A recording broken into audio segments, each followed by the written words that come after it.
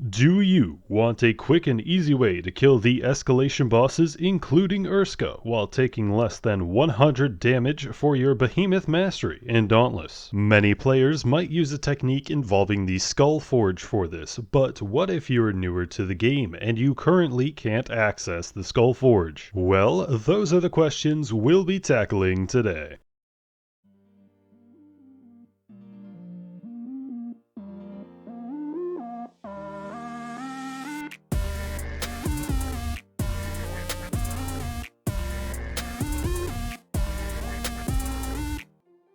Hello everyone, my name is Trevor, I go by TheMrTrails, and welcome to the channel. I'm not quite sure why I haven't said this in a video just yet, because I did say it on my Discord server, which you should consider joining for keeping up with my content on both YouTube and Twitch in the best way possible. But thank you guys so much for 5,000 subscribers. It is truly amazing how far this channel has come. So if you've taken a notice of the mastery system in Dauntless recently, there still exists mastery goals for slaying the escalation bosses, Malkarian, Torgadoro, Thrax, Agaris, and Urska, while taking less than 100 damage while fighting it solo. On all of these behemoths exists a mechanic called mounting, in which an attack from the behemoth will spawn an aether vent that will send you into the air. And after hitting this aether vent, you will be allowed to tether yourself onto the behemoth. You gain a couple of additional attacks while mounted, and it's a fairly safe way of dealing damage to the behemoth while also not having to worry about keeping up with them as they run around the arena. What determines how long you'll be able to mount for is your stamina. If your stamina bar depletes, you'll be kicked off of the behemoth. Additionally, behemoths can still perform certain moves capable of damaging you while on the mount, which if it hits you will also knock you off of the mount. You can avoid both of these situations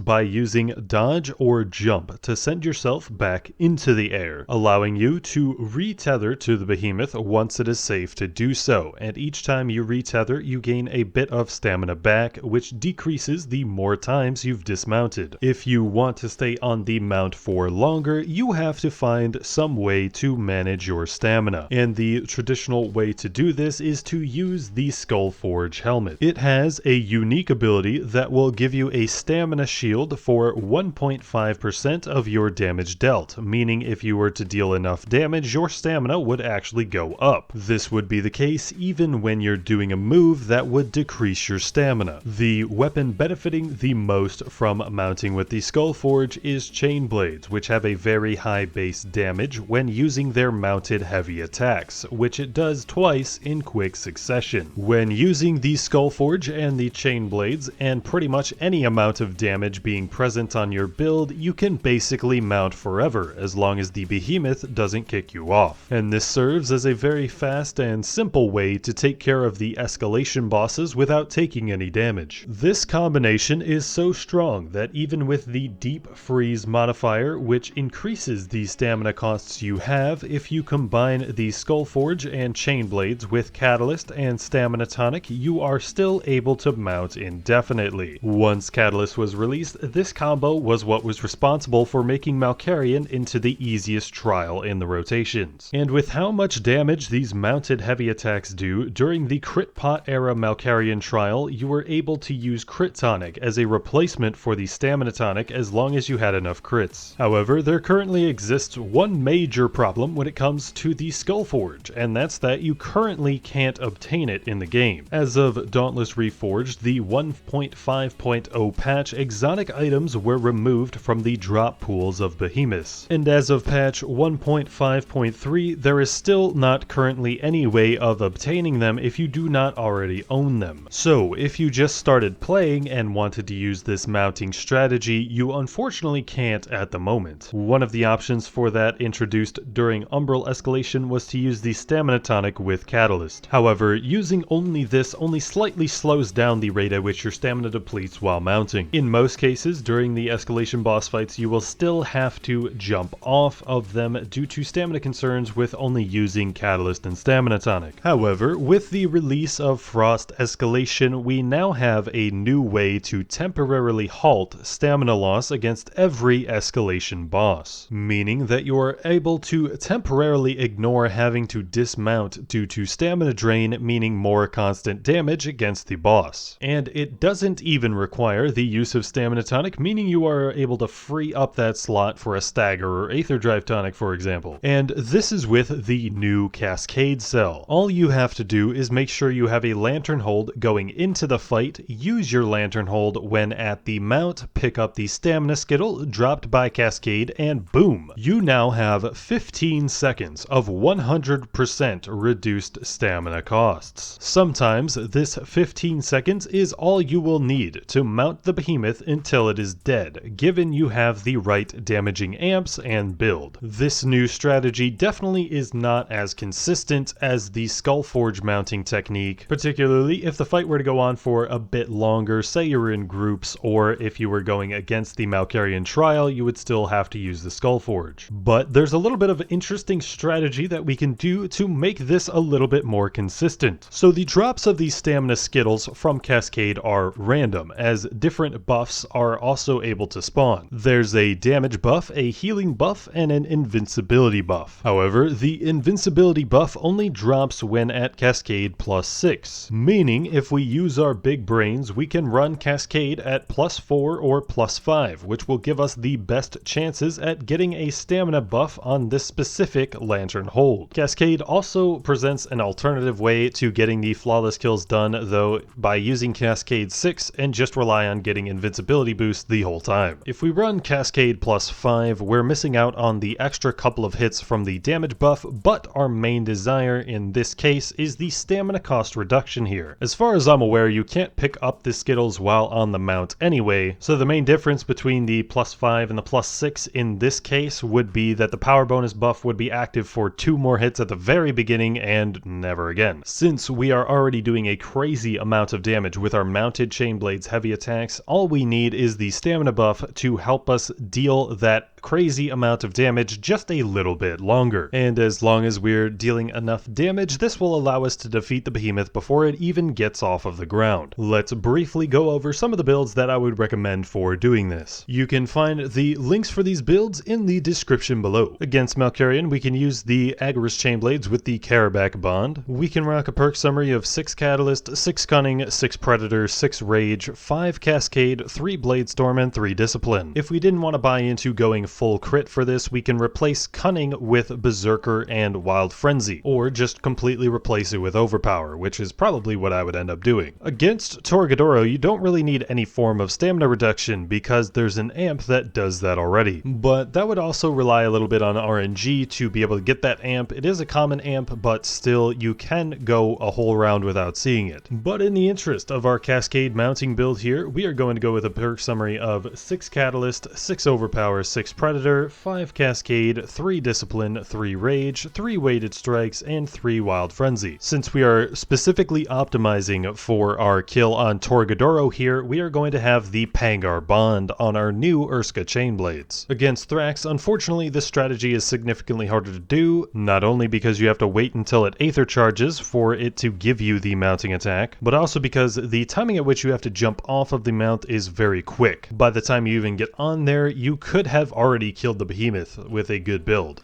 Against Agarus, we can take in our Drask bonded Malkarian Chain Blades for a perk summary of 6 Catalyst, 6 Overpower, 6 Predator, 5 Cascade, 3 Etheric Attunement, 3 Berserker, 3 Discipline, and 3 Rage. And against Urska, I would recommend taking in your Torgador Chain Blades with Hellion Bond, and we are going to go with a perk summary of 6 Catalyst, 6 Cunning, 6 Overpower, 6 Rage, 5 Cascade, 3 Acidic, 3 Discipline, with using the Avatar of subtlety. This is assuming you're just going after the flawless mastery goal and not really caring about breaking any parts in the process. Using acidic and the avatar of subtlety, you can get well over an extra 80, 90, 100% damage. I've even seen some people get over 200% bonus damage from the aspect of the scout. But that is going to do it for today's video, guys. Thank you all so much for watching. If you enjoyed, consider leaving a like on the video. And if you enjoy Dauntless content and are not subscribed already, consider subscribing to the channel. Here I post Dauntless content every week. And consider following me on Twitch as well. I do hangouts on Thursdays and Saturdays, and we do things like trial assistance and escalation help. I have been Trevor, I go by TheMrTrails, and I will catch you guys next time.